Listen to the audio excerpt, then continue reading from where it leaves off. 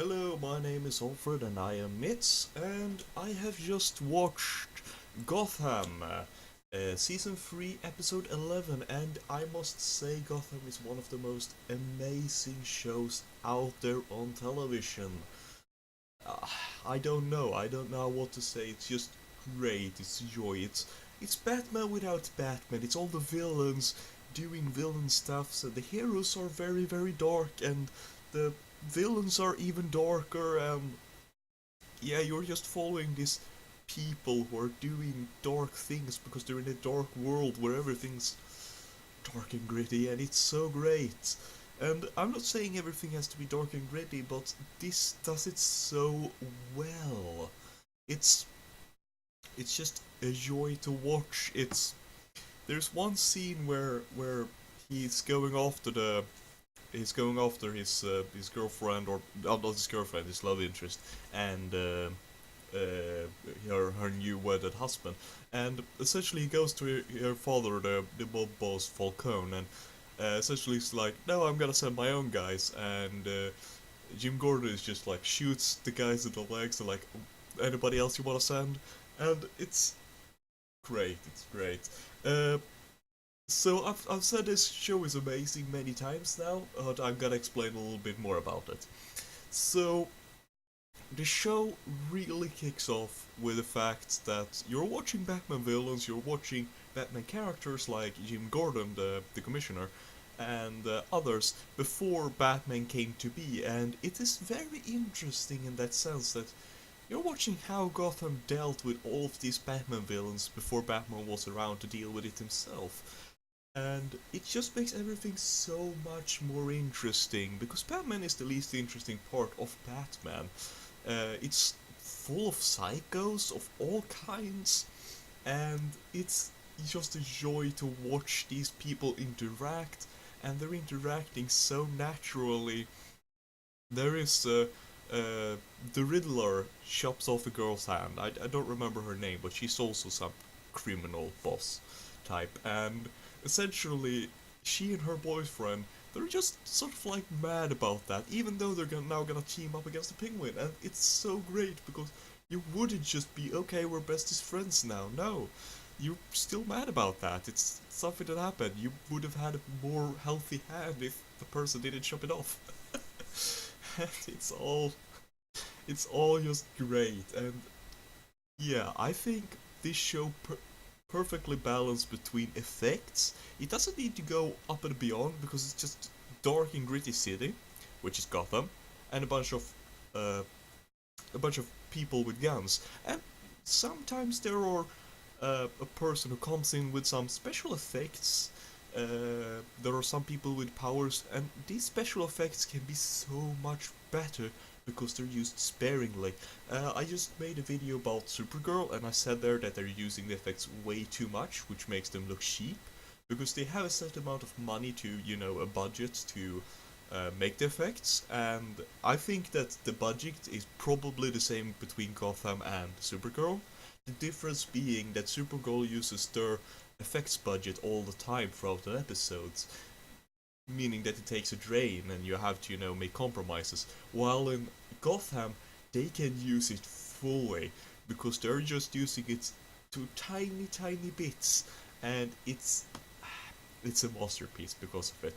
I think it's by far the best DC show out there, and this episode in particular was a real joyride. It had uh, the Joker, it had no, it didn't have the Joker. It had the Riddler, it had the Penguin, and their relationship, and it was great.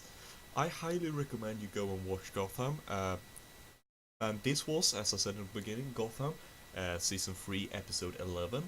And as I said, this one was great. It had a lot of great moments. It had a wedding between Lee and Mario. It had Don Falcone. It had even had Fetch. I think his name is Fetch, the wizard guy. And yeah, it just had a lot of great moments in it. Uh, Harvey Dent is now the captain, which is great. uh, he's now the captain of the Gotham City Police, and Jim Gordon sort of like still acts as his, partner, and it's just how you would imagine the relationship to be. And it's great. It's just a joyride all along, and you were even getting a bunch of shout outs of Captain Barnes in prison, which is great to remind you of what's happened, what's going to happen.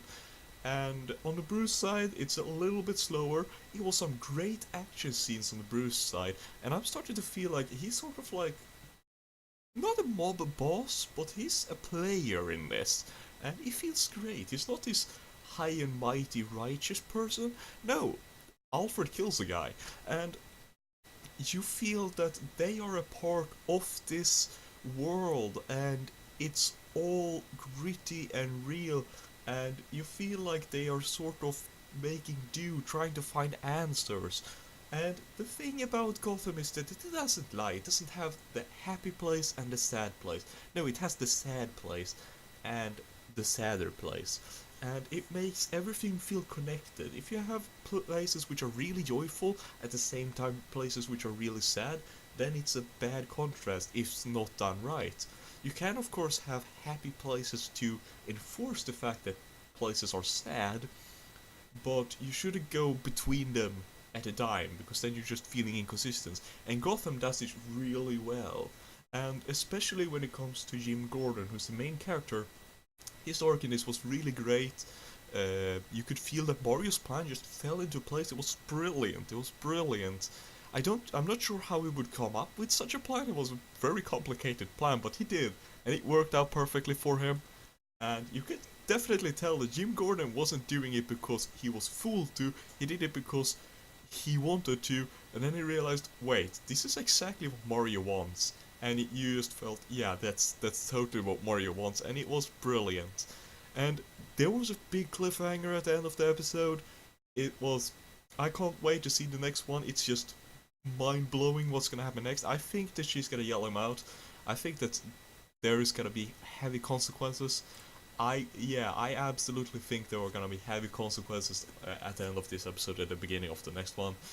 But yeah, let me guys know, what did you think of the episode, and what was your favorite moment? It was a brilliant episode. I've been rambling on about how great this is, but this really is one of those shows where you just sit with joy and glimmer as you see the Riddler doing Riddler's things and Penguin doing Penguin things, and it just feels so natural. It feels so connected, and it's a show done right. It's nothing feels like filler. Nothing feels like it's a sideline thing. Nothing feels like it's a subplot. Of course, there are subplots, but they're so important, and you feel that, yes, this is something that matters. And it doesn't take away the focus of the main plot, and it works together so well. It's television crafted to almost perfection. I wouldn't say perfection. Perfection is darn near impossible, but this is very close, and I enjoy every minute of it. And I hope you did too. And as I said, if you disagree or if you have some other opinions, leave them in the comments below, or if you agree, leave that too in comments below. And of course, if you haven't already, or just starting watching my videos, go subscribe. And yeah, as I said, this has been Gotham, Season 3, Episode 11. And thanks for watching, guys. Have a nice one.